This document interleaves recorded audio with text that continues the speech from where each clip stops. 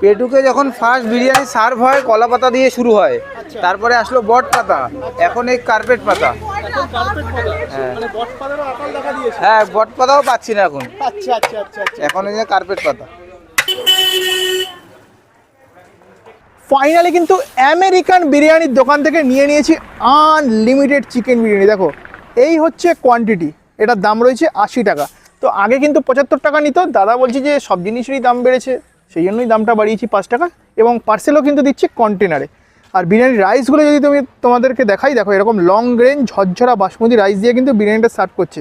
আর দাদাকে জিজ্ঞেস করলাম, দাদা এটা দেখে তো মনে হচ্ছে ব্যারাকপুর স্টাইল। বলছে আমি ব্যারাকপুর স্টাইলেও না, কলকাতা স্টাইলেও না, একেবারে আমেরিকান স্টাইলে বিরিয়ানি তৈরি করি। আর বিরিয়ানির মধ্যে কিন্তু যে চিকেনের লেগ পিসটা দিচ্ছেন, এই যে এরকম সাইজ 120 থেকে 30 গ্রামের মধ্যে। আমি বলবো যে এই সাইজটার আনুমানিক ওয়েট আছে 100 থেকে 110 গ্রামের মতন। আর বিরিয়ানির মধ্যে কিন্তু থাকছে